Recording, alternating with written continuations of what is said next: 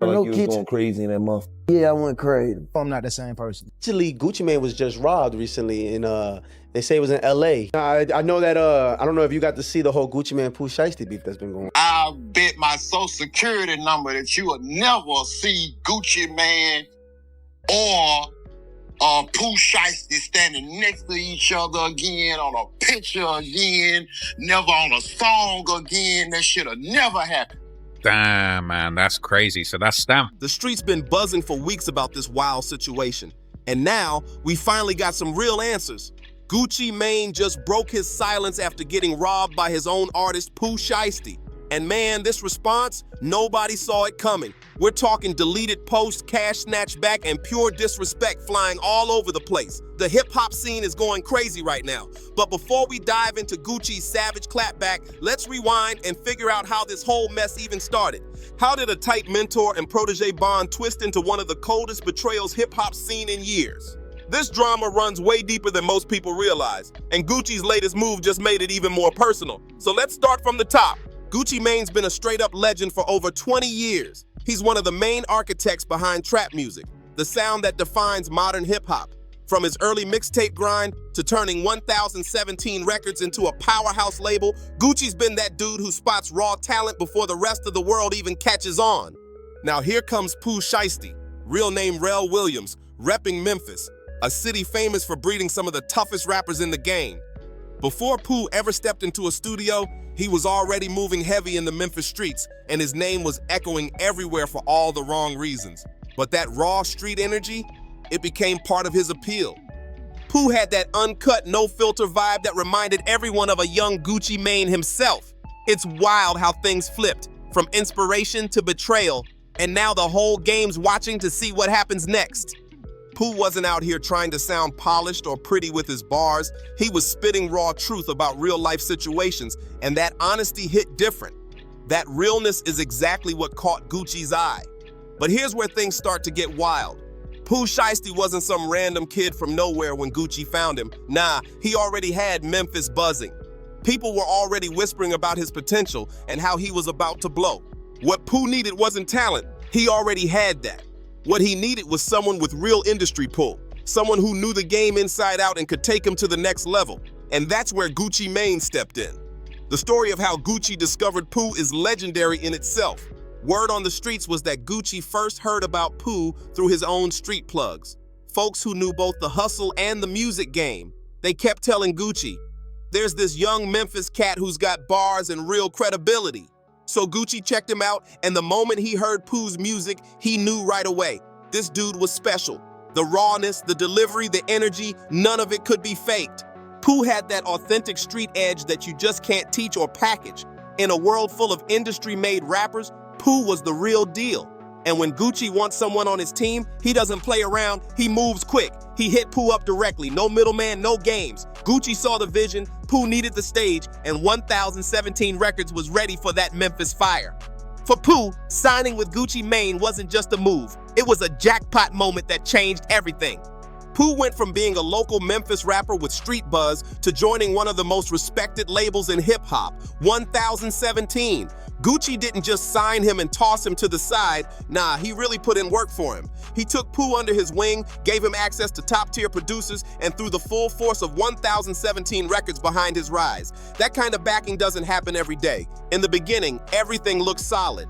Gucci was the seasoned OG showing the ropes, and Pooh was the hungry young artist ready to prove himself. Together, they were dropping tracks that had both the streets and the industry locked in. It felt like a perfect match, mentor and student building something real. But then life came crashing in. Pooh caught a federal case that flipped everything upside down. Just when his career was about to explode, he ended up behind bars, forcing his entire come-up to hit pause. The timing couldn't have been worse. And that's when the story started taking a dark turn. Popular rapper arrested. He's accused of shooting a security guard at a South Florida gentleman's club and will remain behind bars. A judge denied bond for 21-year-old Lontrell Williams. And it lands a rapper in jail. 7 Sheldon Fox with the exclusive. Rhode Island says you're wanted. With it. Mr. Williams, you were arrested for pursuant to an arrest. For most artists, getting locked up would have been the end of the story. But Gucci Mane ain't like most label bosses. While Pooh was behind bars, Gucci made sure his name never faded from the spotlight. He shouted him out in interviews, posted him up on social media, and kept his energy alive in every way possible. That kind of loyalty from a label head is almost unheard of in this industry. It showed just how much Gucci believed in Pooh's potential. Meanwhile, the hip-hop game wasn't standing still. New rappers were blowing up, trends were shifting, and the sound kept evolving. But Gucci stayed 10 toes down, determined to keep Pooh's spot warm until he came home. The anticipation for Pooh Shiesty's release was insane. Fans, producers, and even other rappers were waiting to see what he'd do with his second shot at the spotlight. Gucci had kept that door wide open, but once Pooh stepped out, it was on him to walk through it and prove he still had that spark. And when Pooh finally touched down, Gucci didn't hesitate.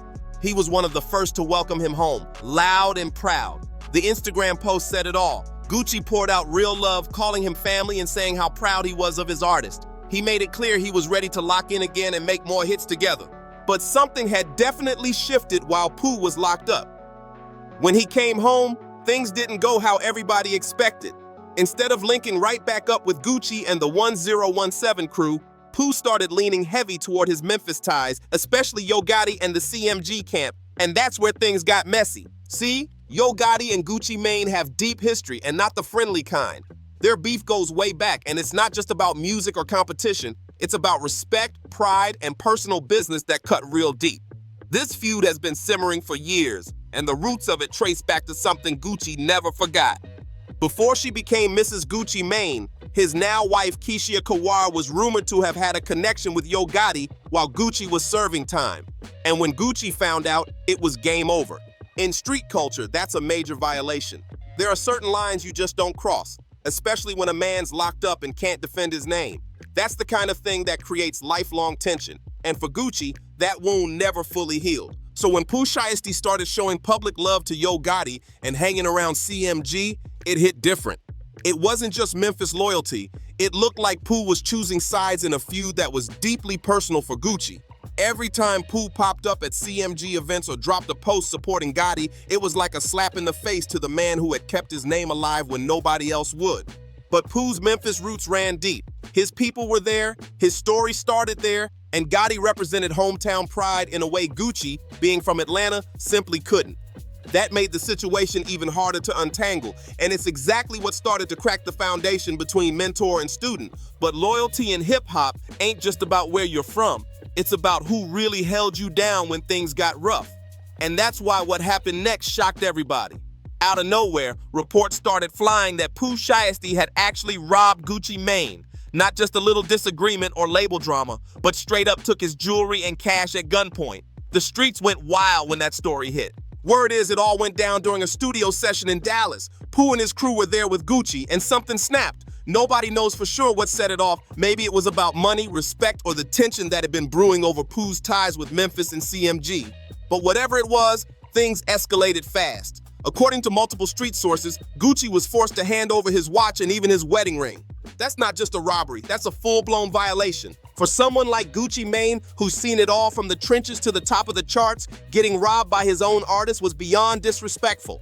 It wasn't about losing jewelry, it was about getting betrayed by someone he called family. Gucci had opened doors, invested money, and given Pooh opportunities most rappers only dream of. And to have that same person turn around and pull something like this? That hit on a whole different level. What made it even worse is that this wasn't some random act. It looked planned. The word around the block was that Pooh's crew had it lined up before they even hit the studio. That means Pooh didn't just act on impulse. He had been thinking about crossing Gucci long before it went down. And for Gucci, a man who built his whole brand on loyalty, that kind of betrayal cut deeper than any loss of money or fame. This had to sting like the ultimate betrayal. Gucci had held Pooh down when everyone else fell silent, kept his name alive through interviews, shouted him out online, welcomed him home like family, and this was how he got repaid? That kind of backstab cuts deep, especially when it's from someone you personally helped rise up. But here's where Gucci Mane proved exactly why he survived in this ruthless game for decades.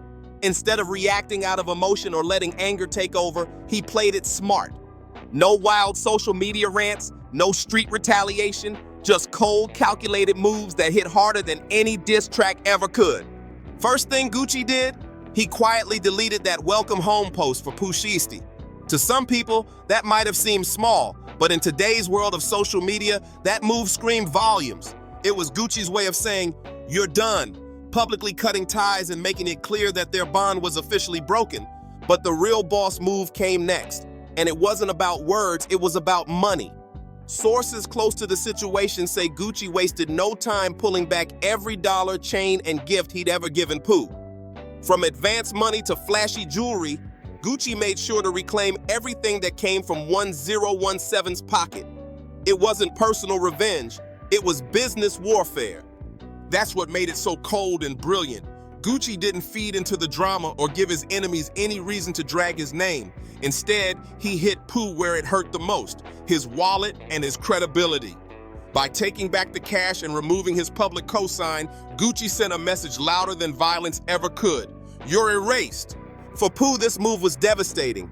He was already trying to rebuild his career after prison, and losing Gucci's backing meant losing connections, respect, and industry power overnight. Being tied to 1017 came with prestige, and now that door was slammed shut for good. The whole situation didn't just expose betrayal between two artists, it also reignited the quiet tension between Memphis and Atlanta in hip-hop. Two cities, two powerhouse scenes, but a growing rivalry that this drama just threw gasoline on. And now, everyone's watching to see who makes the next move. Both Memphis and Atlanta have deep musical roots, two cities with powerful sounds and proud artists who rep their hometowns like it's personal. For Pooh Shiesty, choosing Memphis over Atlanta wasn't just a location thing, it was about identity and belonging. In Memphis, he was the hometown hero, the one who made it out and still repped his city loud. But in Atlanta, he was just another name on Gucci's growing 1017 roster. Yo Gotti symbolized everything Pooh wanted to be. A Memphis legend who built his empire from the ground up without ever switching up or watering down his city's flavor. CMG was offering Pooh something 1017 couldn't, the chance to become the face of Memphis hip-hop, to stand on his own city's shoulders instead of being under someone else's wing. But loyalty in hip-hop is supposed to go deeper than city lines. It's supposed to be about who really invested in you, who stood by you when your name was cold, when you were locked up, when no one else was showing love. That kind of bond is supposed to be stronger than hometown pride. Yet Pooh's move showed exactly where his heart was. He chose instant validation and local glory over long-term loyalty to the man who helped build his career in the first place. For Gucci, that betrayal hit harder than most people realized. He wasn't just a label boss to Pooh, he genuinely believed in him. Gucci saw raw potential and poured time, money, and emotion into shaping him into a star. This wasn't just a business deal gone bad, it was personal. The hip-hop world watched the fallout with a mix of shock, sadness, and hard truth. On one hand, robbing your mentor is something that can't be justified. It breaks every code of respect in the game. But on the other hand, the pull of hometown loyalty is real, and every artist knows that struggle between fame and staying true to your roots. Inside 1017, you can bet every artist was watching closely, wondering if their loyalty would ever face that same test. And Gucci's reaction made one thing clear: betray the family and you're done. No second chances, no coming back. Even industry insiders who respected both men couldn't publicly side with Pooh, because deep down, everyone knew Gucci's loyalty had been real, and that kind of betrayal can't be excused. The Memphis hip-hop scene was split right down the middle. Some people stood behind Pooh Shiesty, saying he was just repping his city and staying true to his roots, but others weren't buying it. They felt he handled the situation all wrong. Because truth is, you can rep your hometown without disrespecting the people who helped you climb to the top. Over in Atlanta, the loyalty lines were clear. The city's artists rallied behind Gucci Mane, no surprise there. Atlanta's hip-hop community moves like a family, and disrespecting one of their legends is like disrespecting all of them. That bond runs deep, and Gucci's name carries too much weight in that city for anyone to stay silent. This whole mess didn't just stir up city drama, it also exposed the bigger divide across the rap game. The East Coast, the South, and the Midwest all have their own codes when it comes to loyalty, respect, and business. And this situation showed just how different those rules can be depending on where you're from. At the end of the day, both Gucci and Pooh lost something big in all this. Pooh Shiesty lost a powerful mentor, one of the few people in the industry who truly believed in him and was ready to invest not just money, but time and heart. And Gucci Mane? He lost an artist he saw real star power in, someone he built up from the ground. Sure, Pooh might have gained acceptance in Memphis and earned props from his hometown, but the long-term cost could hit way harder. Burning a bridge with someone as connected as Gucci could shut doors across the industry for years to come. Gucci's reach runs deep, from executives to producers to street ties, so being on his bad side, that's a dangerous place to be. This whole situation was a heavy reminder that loyalty can't be bought, faked, or forced. You can give someone a stage, a chain, and a check, but you can't make them grateful. Even the strongest mentor-student bonds can crumble when ego and divided loyalties step in. At the end of the day, hip-hop isn't just about bars or beats, it's about relationships. And this whole saga proved how messy things can get when personal issues mix with business. That old tension between Gucci and Yo Gotti, especially with the history involving Keishia Kawar, created a situation where Pooh had to pick a side. And when he did, he chose wrong. At the end of the day, this whole situation boils down to two things that matter most in hip-hop: respect and loyalty. Gucci Mane had every right to feel betrayed, and the way he handled it showed pure maturity and boss-level control.